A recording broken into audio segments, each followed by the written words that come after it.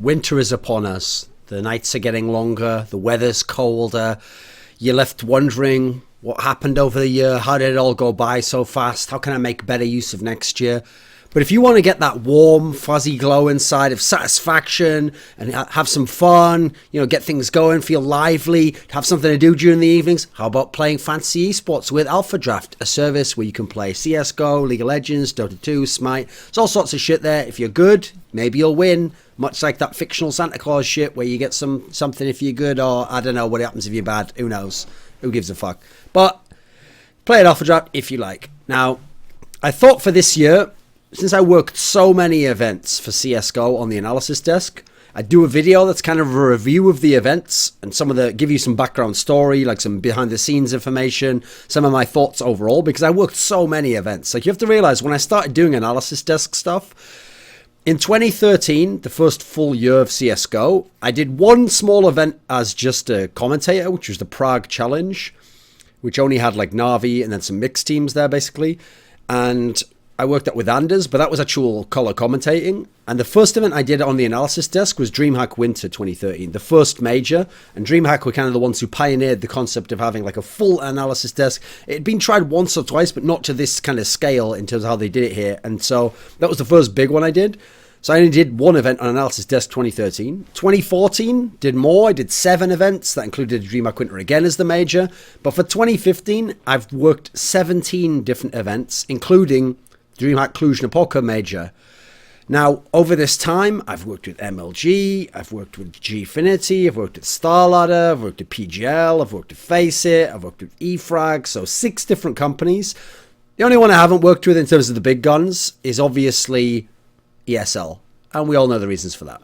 Now, the year started out with but actually I should probably add in a note. The reason why I worked with basically everyone is, first of all, at the time, as the year started out, we didn't know how many events there'd be. As CS got bigger and bigger over the year, a lot of events actually a lot of organizers tried to fit more and more events in, actually, and kind of ram the schedule so they could get as much time as they could, especially now knowing there's these televised leagues coming, so they're not sure if they're going to get the opportunity in the future.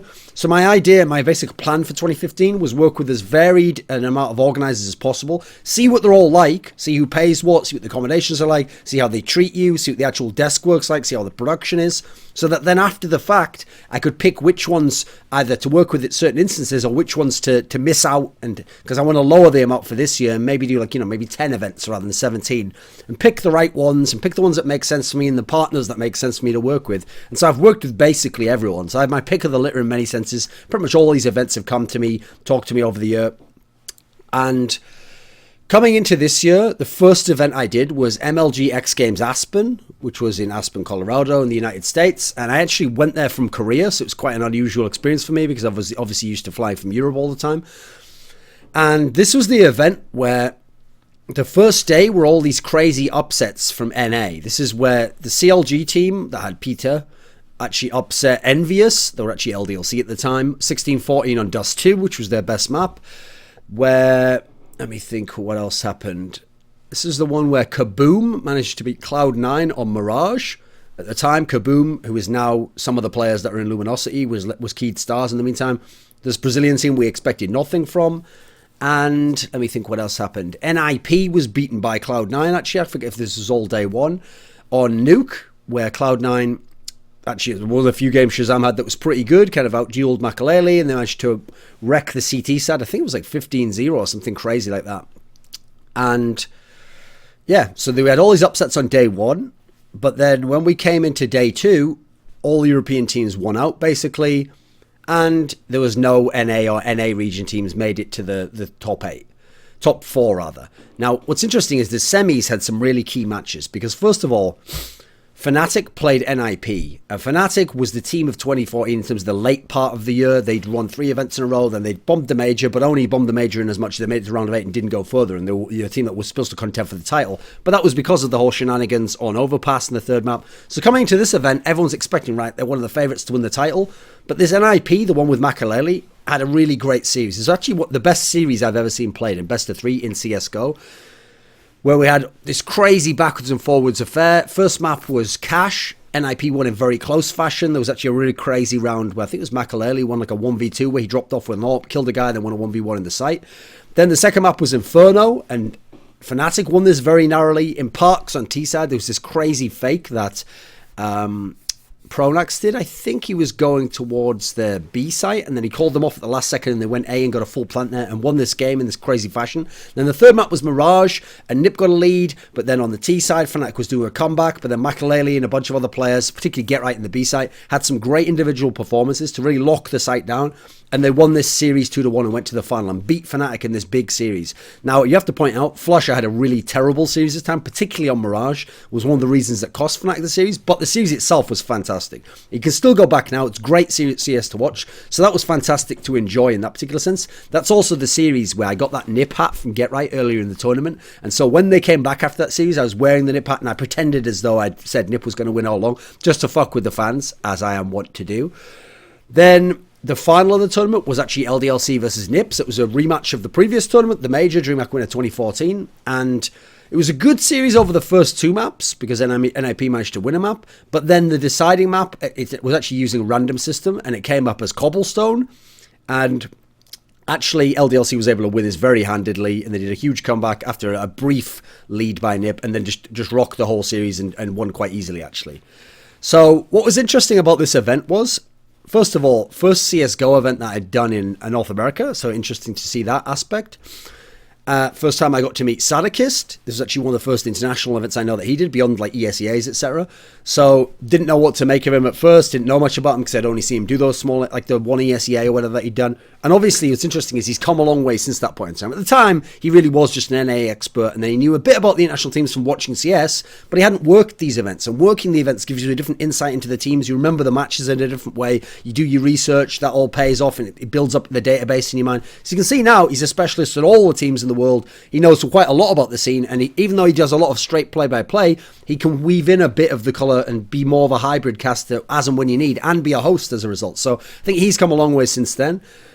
It was also, interestingly enough, the event where, out of nowhere, when I saw the partnership, they'd actually paired me up with Fiflaren. Now, Fiflaren was someone where I'd worked with him on the DreamHack Winter 2014 desk, but that was the first big event he'd done in terms of analysis. And what's funny is, after the analysis that he'd done at that first event, he'd even told me, like, man, these are really long days that we have to work. I didn't realise that guys in the analysis desk had it so hard, you know. As a player, I didn't realise, because I took it for granted. We leave after our game's done, or we can have time off, or it seems like because you're only on camera for 10 minutes, you know, you have a lot of time off, but you're watching the games all the time. Well, this event, it was just the two of us on the analysis desk. What we had for the desk was, we had no host in the traditional sense of Scoots or Richard Lewis. It was me who was the host, and I had the headset with the production guys in my ear, and the idea was, it was just me and Fiflaren on the desk, and then the commentators would be like Sadakis, DDK, etc. But when it would come back to the desk, it would just be me and Fifi breaking the games down, and then I would get it in my ear when I had to run a broadcast, when I had to run a commercial, or I had to say something about like a Twitter poll or whatever. Now, in terms of the hosting aspect, I'd never done it before, so I didn't know what to expect. But it went pretty decently, actually, mainly because the guy who's the production head guy was Corey Dunn, who's a famous color play-by-play commentator, rather, in the history of CS. So he obviously has a lot of experience being on the other side of the camera, so he kind of knew, he could tell by if I was talking, like when he had to remind me of something, or if he thought I might have forgotten something, or if I started to say something I said a detail wrong, he could remind me in my ear. He was very much on top of that, so it made the event run very smoothly.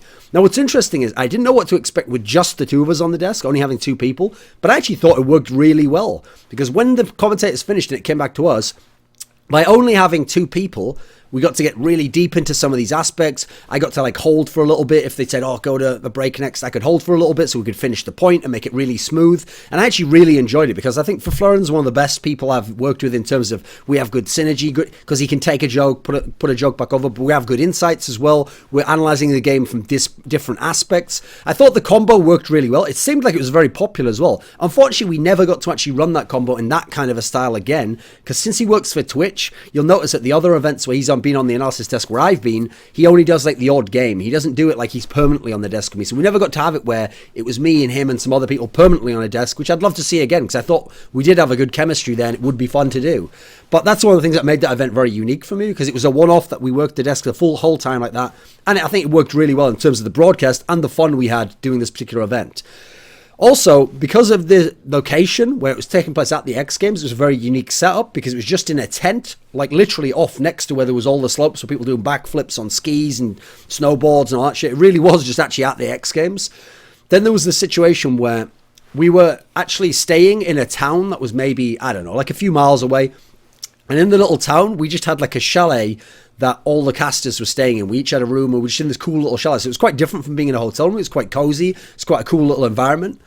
Also, I wasn't aware of this, but actually there's different laws in terms of certain substances that are legal in Colorado, though. I wasn't aware of this. You don't need a medical license like you do in California. You can actually just go freely to a shop and buy it without any kind of special thing beyond just ID. So it was an interesting visit, certainly.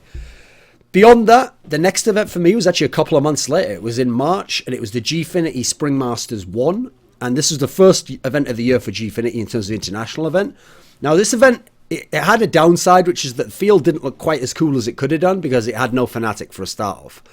Secondly, Virtus Pro came with a stand-in. They had Mishu instead of Snacks. Snacks obviously their best player, so that again brought the field down. The field itself wasn't that sick for this tournament. But what was most memorable is the two best teams there reached a final, which was Envious, LDLC had rebranded, and NIP. And NIP, this was one of the events where they had Alu in the lineup because they'd switched over after they removed Makaleli in like February after the iOS Pantamera where they didn't make the playoffs, and they'd had Alu and they'd made the final of the major. And so you wanted to see here, because if you remember in the semi-final of the major, actually Nip had smashed Envious on Envious's two best maps on Dust 2 and Cash. So you wanted to see what the rematch would be like. Actually, the rematch wasn't so hot because first map, Nip won 16-14 on Inferno. And interestingly enough, I had JW with me on the analysis desk as a guest just for the actual final, and he'd predicted Nip would win this series 3-2. And I said, you're out of your mind, mate. It's going to be Envious the whole way.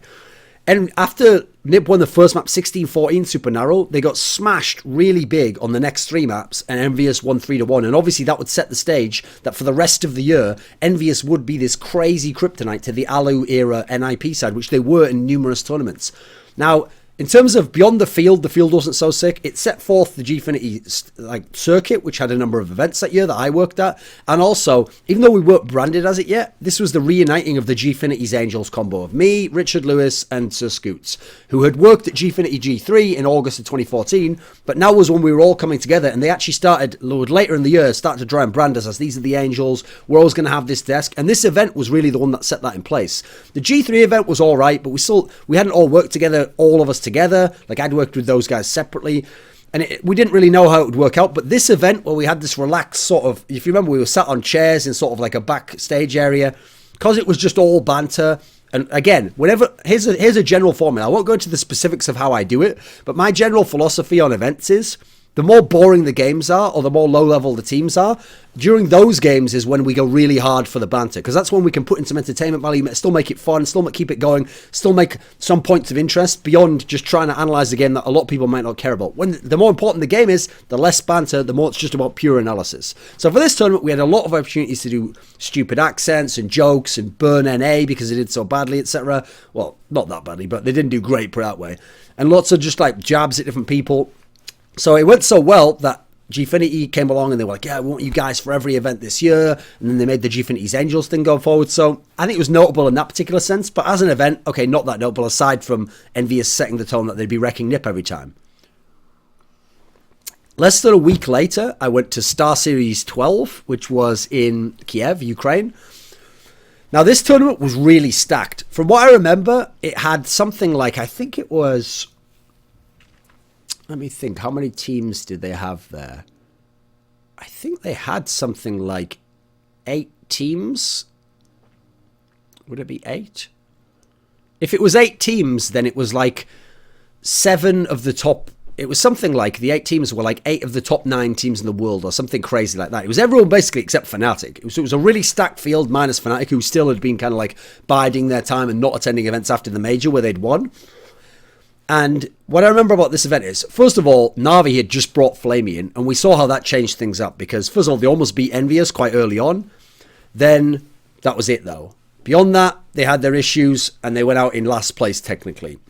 But you kind of saw it set the stage for, like, in the future that Navi's going to be something better than they were before. They're a team with more firepower, and obviously we would see that in the coming months, including when they would be Envious. TSM played Virtus Pro in a classic series, a really great series. And this is one of the first ones where TSM really came through at the very end, where normally they'd always crumble and choke. They had been choking it away on Overpass in this third map, but over time they came through, they won, and they got to, I think it was third place here. So they already tied their best finish ever, which had been third at the first event of the year, when they were Dignitas, which was the MLG X Games Aspen. In the final, and in the upper final, we'd had NIP versus Envious, another matchup of what had been the final of Gfinity Spring Masters 1. And again, it was just Envy smashing NIP. They won 2-0 very easily, an absolutely embarrassing smash in terms of NIP in the upper bracket final. But NIP gets back there, and then when they play against Envious this time, again, it was just an absolute wrecking 2-0. They started one map up, Envious. So overall, they went 4-0 over NIP for the tournament. And this was really embarrassing. Like, I remember the Mirage game. They were just wrecking them, running through smokes. They had Tech 9s. They were doing force buys whenever they wanted. And NIP looked really deflated after this loss. Like, they almost knew, like, what are we supposed to do against these guys? Nothing we can do. Now, what's interesting about the desk setup for that event was this was a very unique one, because first of all, the host was Duffer, James Duffield, who I'd only worked with before when he was the, like, stage interviewer at the major, DreamHack Winner 2014, but now he was the desk host. So I had to get used to his kind of, like, very dry style of banter and jokes. But once I got tuned in, I could see where his humor was and stuff. And he was quite accommodating in terms of letting me do my thing, etc. But what's weird is the desk setup was very unique, because what they did is they just brought in loads of commentators, and then they would just rotate a different person in every match for the third person on the desk. I mean, it'd be Duffer, me, and then a third person. So it'd be DDK, or it'd be Bardolph, or it'd be Semler.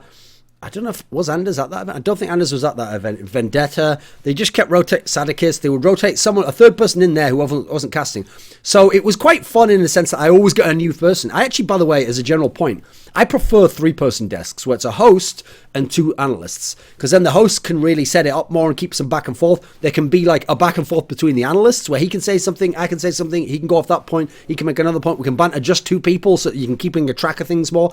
Once you get to 3 or even worse 4, I think you're already starting to push it then, especially the 4 ones. It feels to me like people just get to talk one after another in turn, and if you have an awesome point that could connect to this guys, you can't say it because there won't be enough time. And so, or even worse, sometimes someone gets left out. I don't really like that. I prefer 2 desks myself, 2 analysts and a host.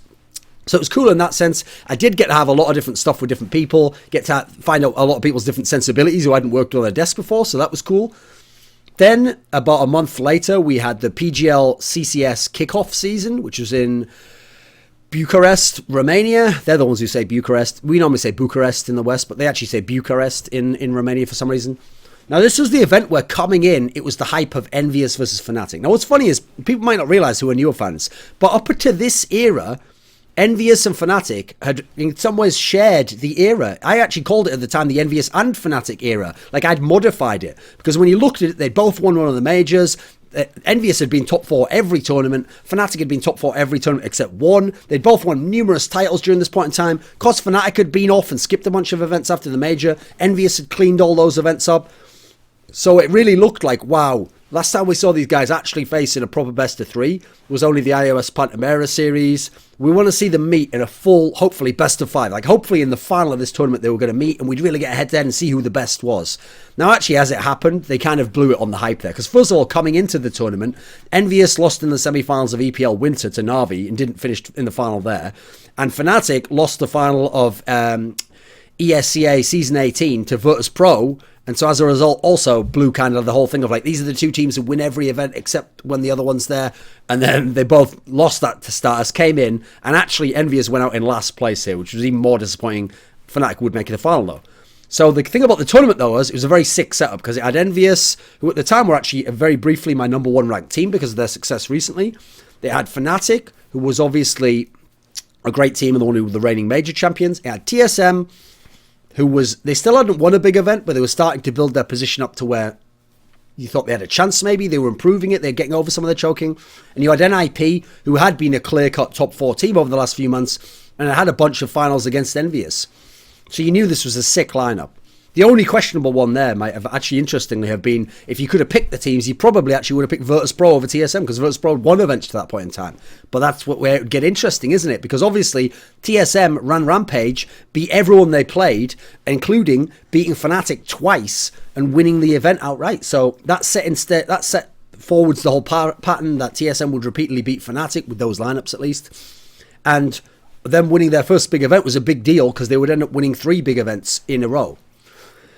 Now, Nip played Envious, and this time Nip got some revenge, because the second map was this Dust 2 game, which went to this crazy like treble overtime or something, lasted forever. Nip came through on it, and then Nip won the third map and won this series. Envious went down to the lower bracket. Fnatic had, let me think, Fnatic had lost to TSM.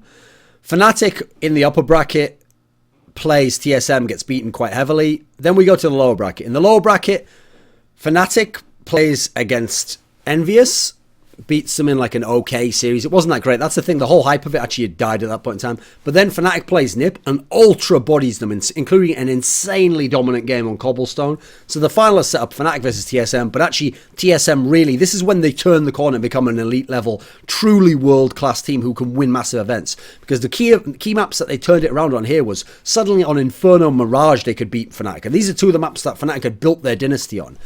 Now, in terms of this event, this was where it was Richard Lewis, it was me, and then the third person was actually Natu. So this was the first event in CSGO where I've worked with Natu as an analyst. And what's interesting was, obviously, people might not know this, but I've known Natu a long time. We're talking about, I've actually known him online since 2001, and I've known him in person since 2002. And actually in 2004, I lived with Natu for 3 months in Finland towards the end of the year. So I've known him very well, but, you know, we've just known each other more. We've just become more like, not like close friends, more like acquaintances, talk every now and then online over the years since then. So it was cool to reconnect with him and get to work with him. Obviously, he knows my sense of humour. We've known each other a long time. We have a great history in the game. And I thought it worked out pretty well. We got to burn him a little bit. Funnily enough, we burned Nip a lot of that event, and he afterwards, straight away, almost went and became the coach in Nip. So quite interesting there. A little behind the scenes story. I remember on day 2, I come to the event. I'd been told at the end of the day, oh yeah, be here for 10 a.m. So I get up, come at 10 a.m. I've only had 6 or 7 hours sleep. I get to the event. It's like no one there, no teams there, no one's setting up. There's a few admin guys. None of the other analysts are there. And I'm asking around, like, where is everyone? And they're going, oh yeah, what do you mean? You didn't have to come in till like 11:30 or something. And I'm going, what? And then they go, no, we said 11:30. I said, who said that? And so I go behind the scenes and I say, like, well, who said it was 11:30? Because I've been told by one of the people who's a production people on me, 10 o'clock. And they're like, it was, they go, oh, they try and like spin it on me. Like, well, who told you 10 a.m.? And I go, Vlad. And they go, what? Who's Vlad? Get Vlad out here. And they get some guy out. And I'm like, who the fuck's this? That's not who I told. That's Vlad. And I said, well, another person called Vlad then. And they were like, I'm called Vlad. And I was like, not you. And it turns out, like, everyone in Romania is called Vlad, apparently. So I got completely fucked at that story. I literally at one point in time just said, so it's fucking everyone called Vlad.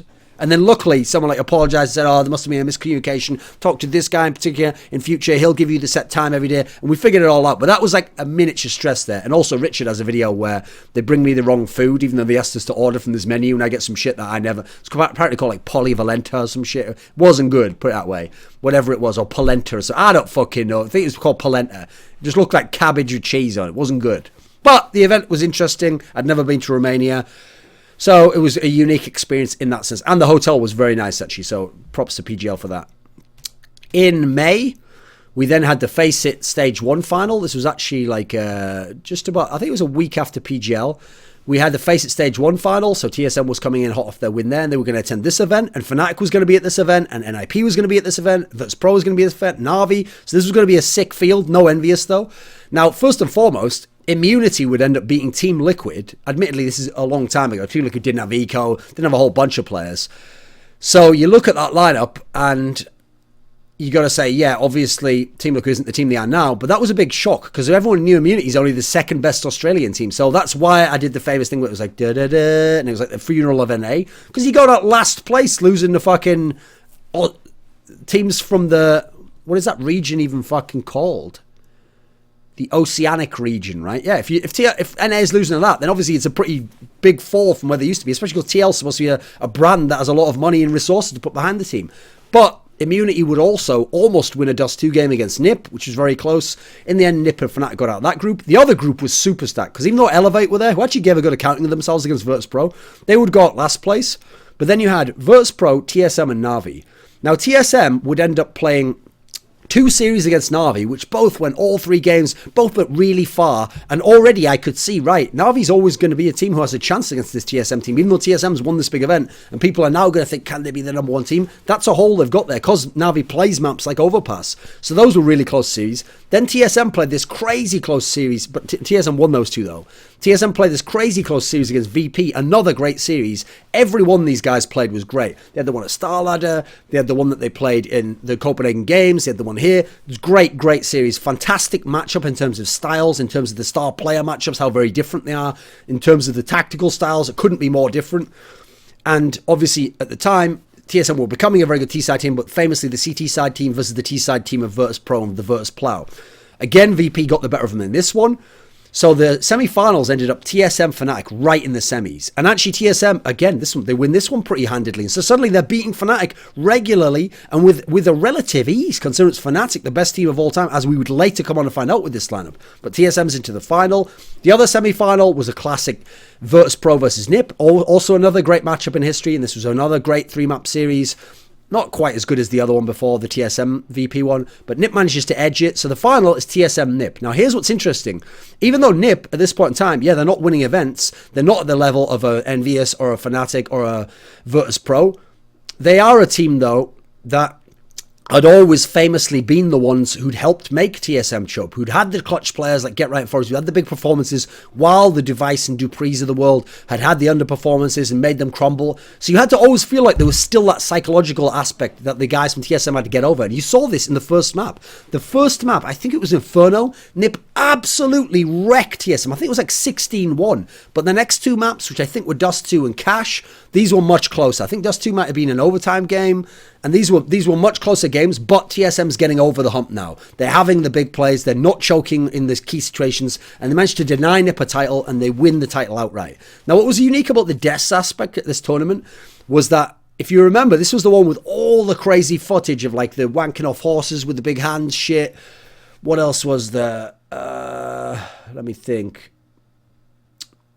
Oh yeah, the funeral of NA, loads and loads of shots fired and stuff about bubble baths with Sadikis. The reason why we went so crazy for that event, as a little insight, is that actually coming into the event, Bardolph isn't just a commentator. He was actually like the guy who's in charge of deciding the talent that got hired. And he told me coming into the event, like, listen, we're going to make this a unique flavor. Like, you know, certain other events try to be the most professional or be the biggest or have the most teams and the most talent there. What we're going to go for here is we're going to try to have the craziest desk. So what I want to do is I'm going to turn you completely loose, take all the chains off. And he said, basically, if you have any joke, anything you want to do, any banter, just do any of it you want to. Have no limits. And so you saw at this event, that's why anytime I thought up something, I'd go with it. Or anytime there was a moment or an opportunity, we'd just go with some crazy burns, some crazy shit. And as a result, that's probably the craziest you'll ever see any desk, any that I ever work on. Because otherwise, there's at least the bounds of, like, depending on what the game's like. But here, it also ended up helping because we had some downtime. We had occasions where we had to fill. And we had some lesser teams like Immunity and Elevate, etc. So we had to fill some of the opportunities in Team Liquid. So I think that's why it was such a unique flavor, though. But again, it was in accordance with what the event actually wanted. So only a few days later, we had DreamHack Tours, which is in France. Tours, France. It's actually a place. It's not the name. It's not Tour. It's Tours, a place in France. Now, this was actually where Titan started to fall, because this is where they didn't get out of groups because they lost to Hellraisers. Admittedly, it's because Train was a brand new map, and Hellraisers at the airport had talked, or train station, had talked to Anders, and Anders said, yeah, I just put out a video actually with all these new smokes on Train. So Hellraisers at Angel went away, watched the video, and got a bunch of smokes that Titan didn't know, and that helped them win this game and put Titan out. Because up until that point in time, Titan, who had Kenny S, who admittedly just fallen off being a beast, was still a team making top fours, making deep runs, and having chances to upset bigger teams. But now they lost to a lesser team and didn't even make top 4 at this much lower level field event. Now the final ended up being Fnatic versus Envious. We've got a classic rematch of those two teams again. But by now, Fnatic's in the position where they're going to assert themselves as the truly dominant team again. They're still the world #1 team. And Envious is never really going to truly contend again. They start to drop off themselves. So in this final, this was where coming into the final, we had to do predictions. And if you notice, because I've done so many desks with Semler and Anders now, I have sort of turned them to the dark side a little bit, which is that they now will do predictions of 2-0s. They don't go for the safe hedge or bets and always say 2-0 and also say, oh, I'll be very close. If they really think it'll be a 2-0, they'll say it. So Anders, 2-0 for Fnatic. Semler, 2-0 for Fnatic. I said 2-1 for Fnatic, but I said Envious would win the first map, Dust 2. Now, what's interesting is when this crowd, okay, was this all-French crowd, and they didn't ever react to what we said on the desk. So I get the sense some of them didn't speak English or just didn't care and were just waiting for the match to start, and they weren't really listening to what we were doing on the big broadcast. But I'd heard when the guy had been hyping up the event, they had like an MC who was talking to them in French before the final, and he'd been talking, and he'd actually said like some big line about like, you know, I want you all to cheer when these teams come out and stuff. And so I'd heard that he'd said the word like applaudissement, which means like applaud or clap in French, okay? So because I'd heard it, this is where when we did the prediction, because I said, you know, hey guys, come on. These guys have predicted 2-0, 2-0. I'm at least predicted Envious will win a map. Applaudissement. And because I said it like that, suddenly the crowd just started cheering like, yeah, yeah, because they just heard like clap in French and probably thought like the teams were coming out. But as a result, it made me look like some sort of baller where I'd like forced the crowd to cheer just because I said Envious would win one map, even though I'd also said Fnatic would win the series. So it made me just look like some fucking like Maximus Gladiator level shit like, are you not entertained? And people just like applauding me. It was fucking wicked. That's also, by the way, the final where Richard had that prop of a baguette. We didn't discuss this before, by the way. And then when Fnatic did hard wreck them on cash on the third map, I just got that out and I was like, you know, this is France. And I smashed it over the desk that was supposed to be Fnatic. And that was obviously a very memorable moment. A DreamHack, classic DreamHack moment, classic banter moment. And I remember, funnily enough, people did do what Anders asked for, which was make an image where it was like League of Legends desks and they're like all in ties. It's all very smart. Dota 2 desks and they're all like, yeah, that's a very good point. And then CSGO desk and it just has me like smashing a baguette over the table, which is just wicked because we can get away with that in CS in a way you can't in those other games. And it's not because we're a smaller game. That's the mistake, because now it's gotten to be a huge game and we can still do that. And we haven't had to artificially put this bullshit clamps on that ruin the whole vibe, because that's not what Counter-Strike's about as a community, as a grassroots game that's built its way up and wasn't just funded by the developer like League of Legends and forced into the tournament circuit with all these rules and parameters of how you could do things. We've organically become an esports game. So that's what was cool about DreamHack Tours. Then, again, I think it was only a week later, we had Gfinity Spring Masters 2. This was the one where they had like 10 teams, and it was 5 in each group.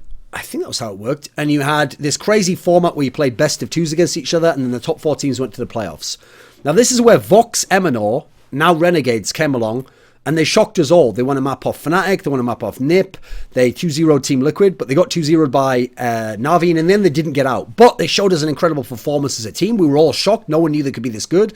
And more importantly, JKS just had like the once-in-a-lifetime tournament run where he was going fucking ham. He was like one of the top 5 players at the event. He was going absolutely ham, winning 1v3s, crazy rifles, super sick pistols. He was just on one on that tournament. It was very impressive shit.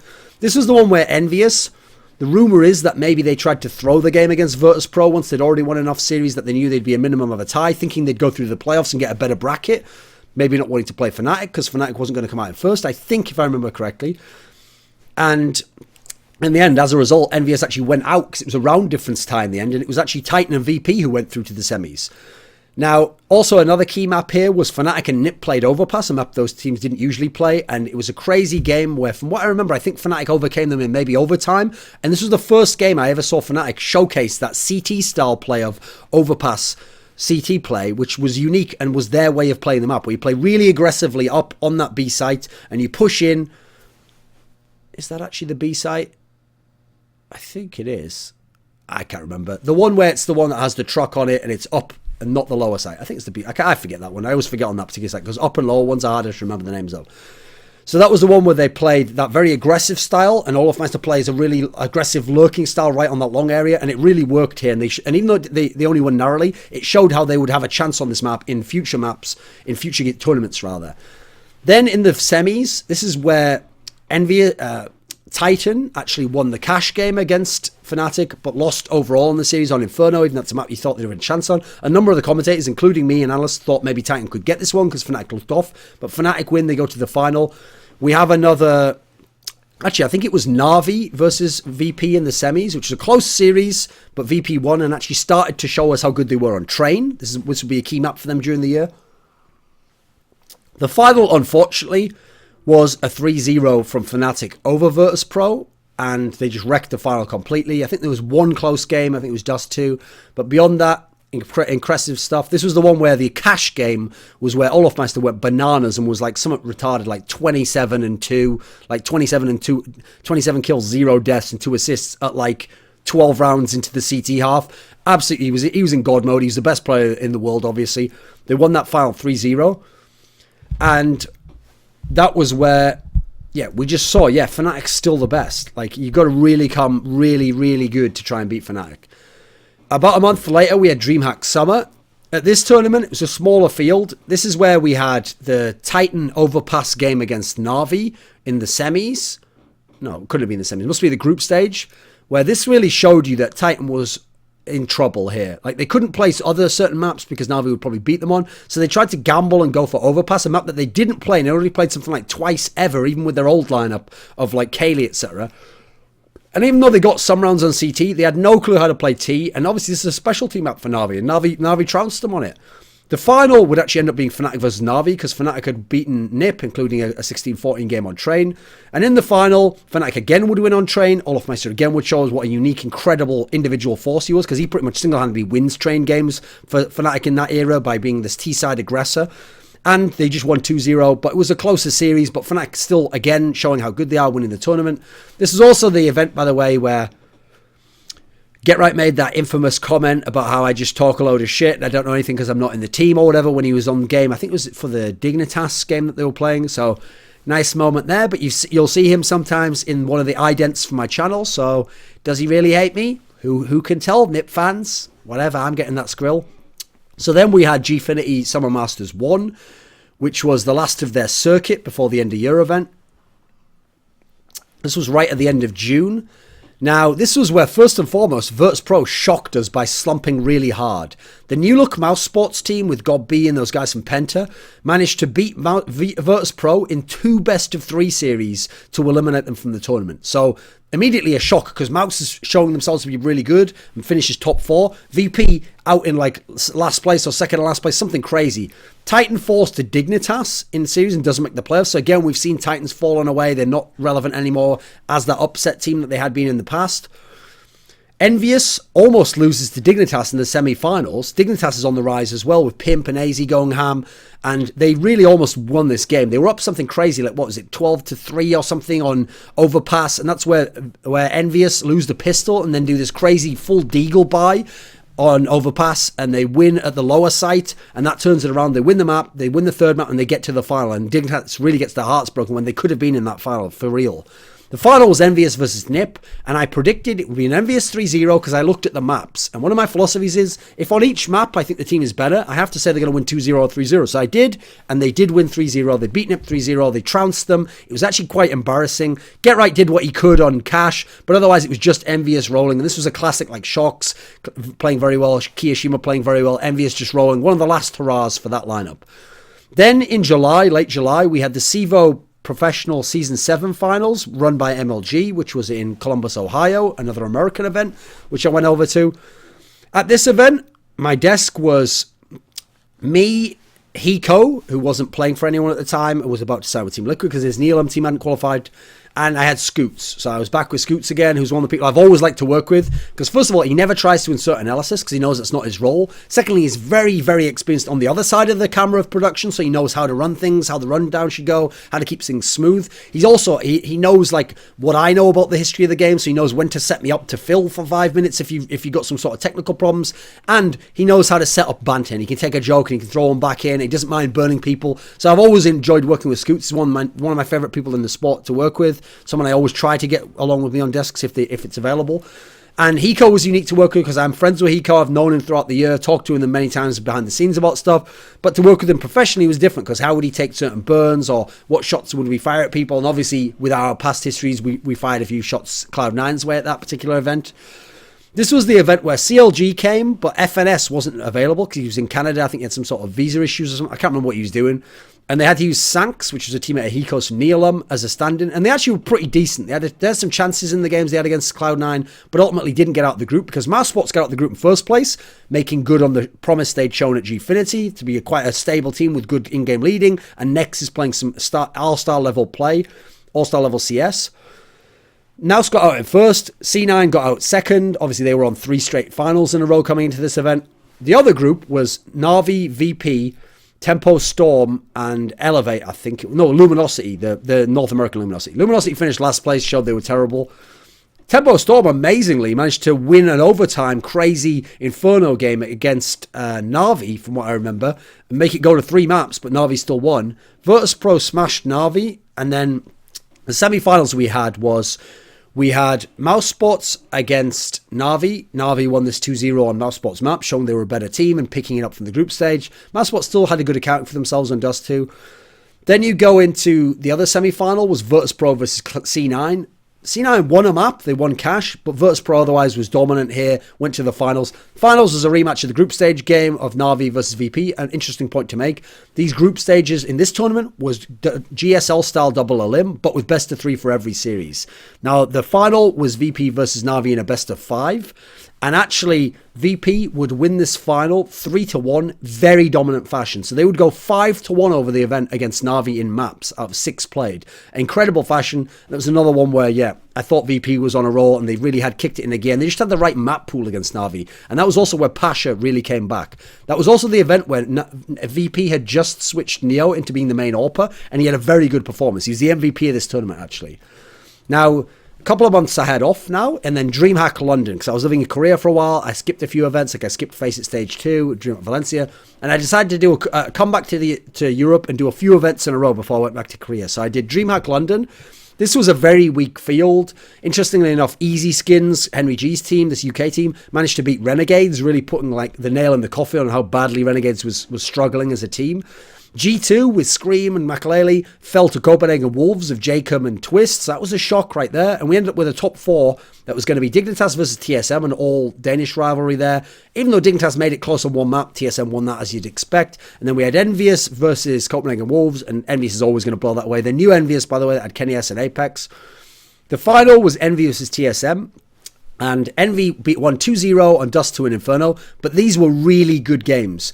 Back and forth constantly. Someone wins 3 rounds, we win 3 rounds. They win a 4 spy, we win an eco round. Especially the Dust 2 game had some crazy diffuse type situations, or failed diffuses, or successful diffuses. Really great game, that Dust 2 game. Go back and watch it. Very entertaining stuff. And Device was playing great in this series, but TSM lost regardless. That was a change in things. It's not just that he chokes and TSM chokes. TSM was doing good. Envious was just better, and Device was very good. And Envious had some really great plays, obviously, from Kenny S in that particular series. And Apex was getting his shit together gradually over the series at that point in time.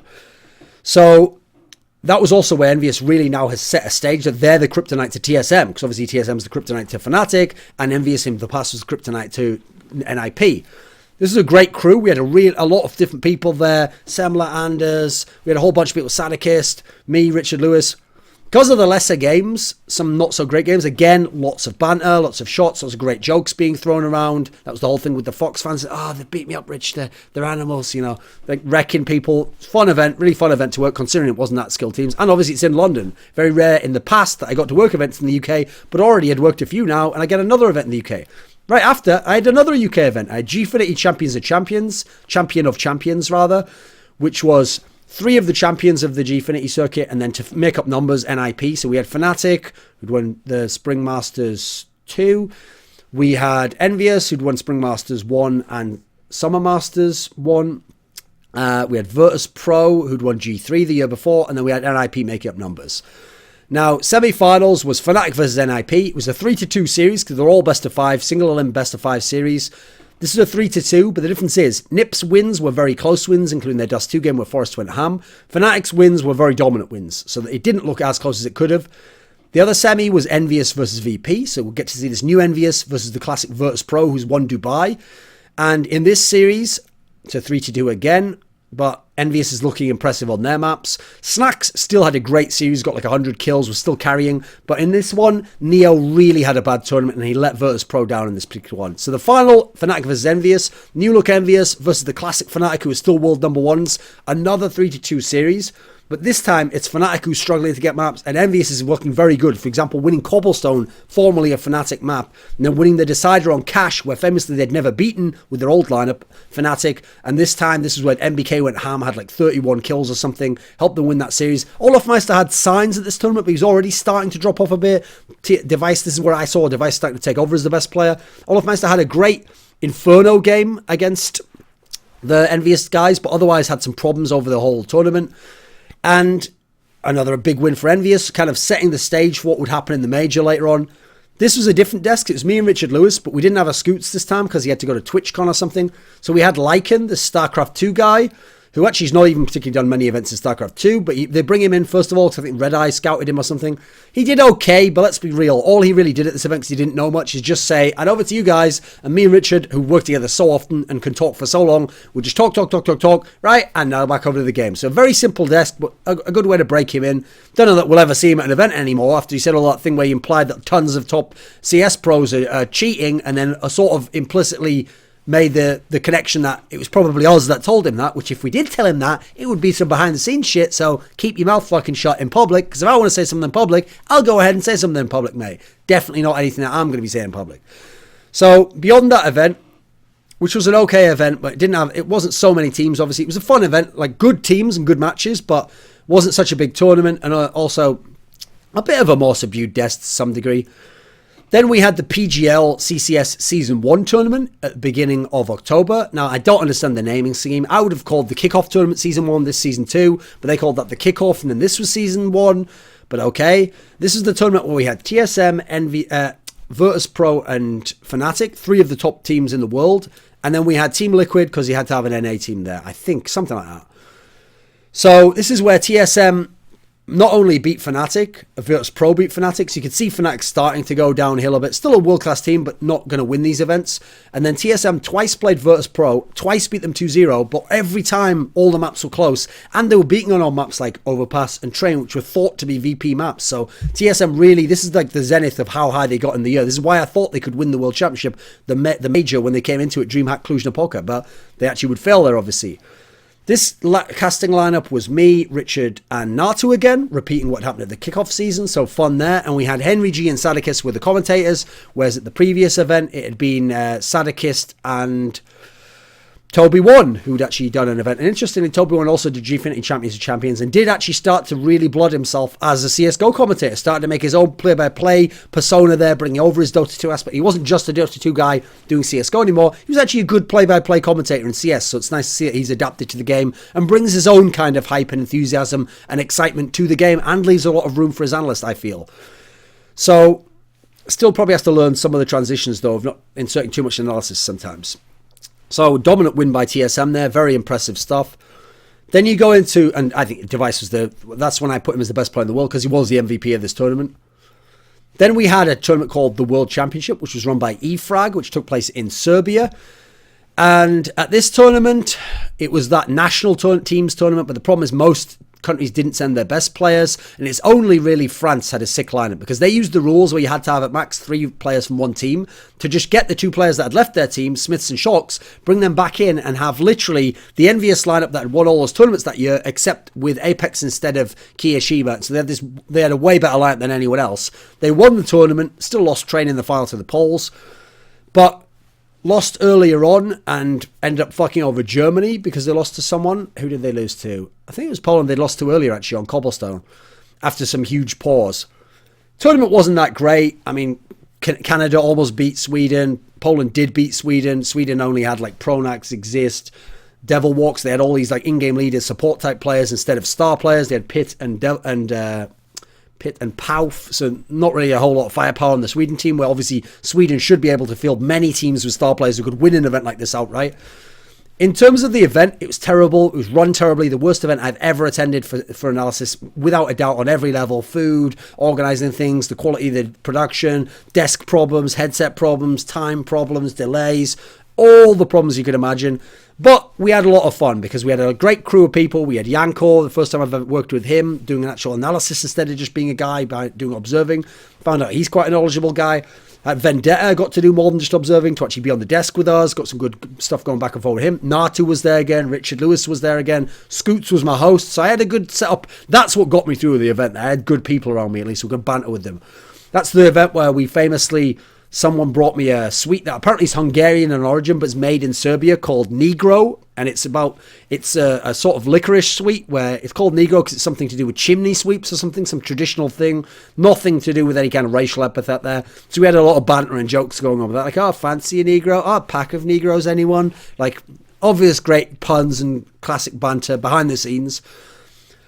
But a terrible event that I hope I never work at ever again. In fact, I can go ahead and say I won't be. Then we had the major in early November. DreamHack Cluj-Napoca. It was actually late October, early November. The tournament itself, so many memorable matches. Obviously, group stage games that were great. NIP almost going out to Team Liquid. Luminosity upsetting Fnatic on Inferno with a crazy performance. What else did we have? Then we had TSM getting rocked by NIP 2-0, and on TSM's two best maps at the time. Crazy stuff. We had Fnatic winning a map off Envious on Mirage, but Envious coming back to win the series. Then we had Envious going 2-1 and almost losing themselves on the second map to G2, but overcoming that, going to the final, winning the final in a crazy fashion over Na'Vi, who'd smashed Nip in this crazy fashion with Guardian going God mode, MVP of the tournament, beating Nip on two maps, going into the final. Envious managed to win on a map that they don't play at all. Trained 16-14 by some crazy rounds, including that 1v1 where he won it with a nade from Happy and some Kenny S play early in the map. Guardian still doing great work, but his team just abandoning him, losing 0-2. Envious win the major. They make good on all the build-up hype of winning all those events going into it. They get to be the champions there. Fnatic drops off, finishes only in the top 8. Nip has a nice run but gets stopped there. TSM shock everyone by only finishing in the top 8 when they were a chance favourite to win the tournament. VP, another team that should have had a chance to win the tournament, only finishing in the top 8 because G2 comes forwards. So a lot of crazy results. Really stacked tournament, probably the most stacked tournament to date. And in terms of the crew that we had, this was the best on-camera crew you will probably ever see in CSGO history. I'd say in esports history. And I don't think, unfortunately, we'll ever be able to get that good a crew again for that sort of event. Because, unfortunately, I mean, for a start off, it's DreamHack, and Richard can't work with DreamHack now. Just in terms of the sheer amount of talent, as salaries go up and stuff, they probably won't even be able to budget that many people again. So it was a very unique event. Lots and lots of fun in terms of hanging out at the bar and off camera. Great set of people to work with. Moses, Florin, Semla, Anders, Bardolph, GDK. Everyone, Sadikis, everyone you could want there. Richard Lewis, Scoot. What's Scoot say? Yeah, he was an interviewer though this time. We had literally everyone. This is an awesome, awesome event. One of the most fun I've ever worked in my entire life. A really great set of people. Now, the event itself had issues. The viewership wasn't quite as high, probably because they scheduled it way too soon after Cologne, so there wasn't time for the hype to build up again. Also, I think it was a mistake to hold it in Romania, just in terms of they didn't manage to fill the stadium out every day, whereas I feel like if you hold it in a really... Here's the key thing I would do. Either hold it in a huge country, so you'll hope the stadium fills up that way, or hold it in a country with a really big CSGO following for a favourite team. So yes, you can have it in Poland because we know VP fans are going to turn up. Have it in Sweden because we know Fnatic, NIP, they're very likely one of them is going to go deep. You're going to get a lot of fans there. Have it in... I mean, Germany's a classic place, obviously, because you have a lot of people go there. You could probably even have it in France if you did it right, because Envious is going to go deep. We have the Titan guys. Have it in America because the crowd's there. I think maybe, I don't know, maybe they can make it work again, but I feel like it might have been a mistake in that sense, holding it in Romania. Also, Cluj-Napoca is not even the capital, so again, you're taking a risk there. But great event in many other respects. Now, after that, a week later, I had CEVO P Finals for Season 8, again run by MLG, again in Columbus, Ohio. Again, a lot of fun. This time we had the Gfinity's Angels crew, me and Richard on the desk there, so we had the great banter going, as you'd always expect. This was where the results were crazy. So Na'Vi had made the final of the major, but they actually went out in last place here, losing to Titan and Luminosity, I think. No, Mouse Sports. They even lost to Mouse Sports on two maps that are Na'Vi maps. So that's what was crazy. I think it was Overpass and Mirage, so that should be a 2-0 for Na'Vi there. But they got in last place there, even losing to Titan. In fact, I think they might have even lost on Train to Titan, which shows how bad it had gotten for Na'Vi there. And Guardian was still playing great. He's still maybe the best player in the world, or right up there, but they got in last place. Incredibly disappointing. Luminosity plays well, but they only get one best of 3 win, which is over Titan, and then they lose to Titan in a best of 3, so you're always like, they still got some issues in those best of 3s. We end up with a final that was, and also Conquest, I can't forget to mention, in the other group. Did a great performance, beat Team Liquid into last place, won a map off Dignitas, but didn't make it actually beat Dignitas to go into the semi-finals. But then the final of the event ended up being Mouse Sports versus Virtus Pro. Mouse Sports is on a resurgence, Nico's playing great, Nex is starting to get it together, but Virtus Pro, I had said it would be a 3-0, and it was. They body these boys. They fucking wreck them in this final. It was utterly sick how dominant this final was. VP in great fashion, absolutely body it completely. Snacks is on form. Pasha's on form. God body shit from them. Mouse Sports is very disappointing, but a lot of that actually was just the map pool. They have a very bad stylistic map pool. Matchup against VP. Against other teams, they could make it a lot more competitive and win a map. But here, it was going to be very hard, especially with the performance of those guys. Then you look at, so after that event, I had one more event. I had FACEIT Stage 3 finals, which was at DreamHack Winter a couple of weeks ago. Now, at this tournament, again, some crazy upsets. So, Luminosity goes 0-16 on day 1. But then, in fact, we had 3 0-16s in this tournament for, I remember. Team Liquid got 0-16'd.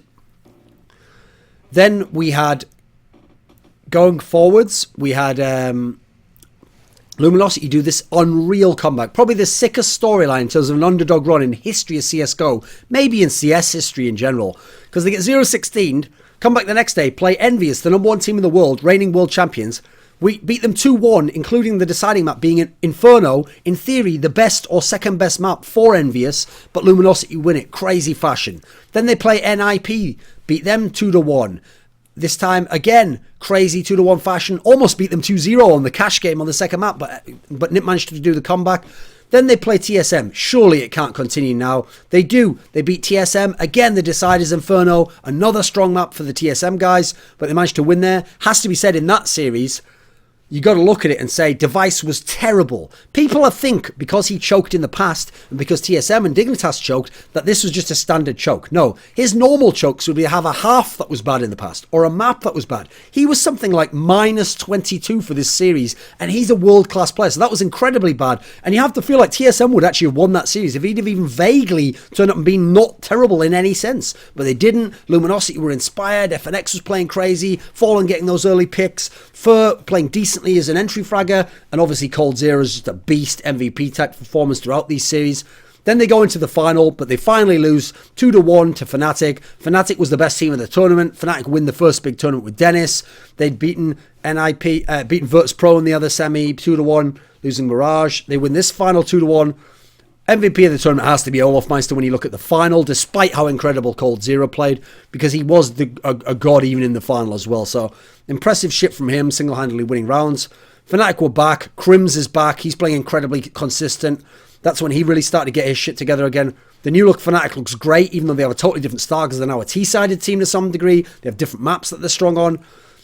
There was the whole issue that because it's in Jönköping, which is where always DreamHack Summer and DreamHack Winter, it's not such a cool location, because it's like you have to go to Gothenburg Airport, then still drive an hour and a half to get there. So you're in the middle of nowhere in some small student town. There's not bars open late. It's not that cool an atmosphere. DreamHack is a festival. It has its own charm if you like big LAN parties. There's that going on. But for me, that's kind of the past of esports to a degree. So I wish the events would be more standalone in that respect.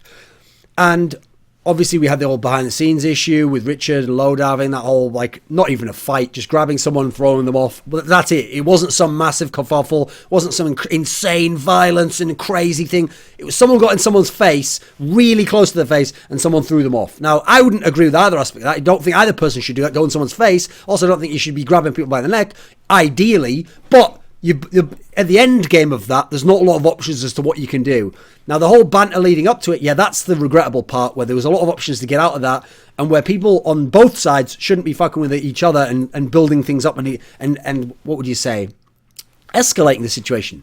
Obviously, if that was me, that wouldn't happen. If someone talks shit to me on Twitter, I'd just be like, haha, no, you won't come and find me. Fuck you, you can't get behind the stage, suck a dick, haha. And then I'd just love the event and how raged they'd be. Personally, I don't think I'd ever get in a situation. But If you understand the personalities of the people involved, you could see why it gets that situation. And I think it's just regrettable that it's not just going to affect that event, but it's actually going to affect going beyond that. I mean, there was people at the tournament talking about, right, we've got to pull Richard from the rest of the tournament as we're like on the semi-finals. And I just said, if that happens, I won't be going out there either, because you're going to ruin the whole tournament if you do that. You're going to spoil the rest of the thing. We're going to have to get someone who's never hosted before to host the rest of the event. So luckily, we were able to get him back. We were able to finish the event professionally. Was still a great event in terms of games. Fantastic event. It was very well adminned. It was always on time. You'll notice there wasn't delays from any of the matches themselves. Very rare for CSGO events. So props to the DreamHack admin crew there.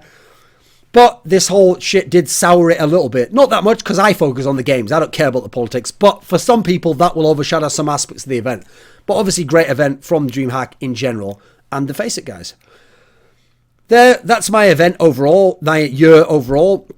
As you can see, I basically got to work with everyone who isn't just an ESL only employee. Got to work with tons of different people, tons of events. The only people I didn't work with is ESL and FACEIT this Fragbite this year. I did Fragbite last year because the timing was off for the summer one, and then again they had their own crew for this winter one now, where they've got Henry and those guys.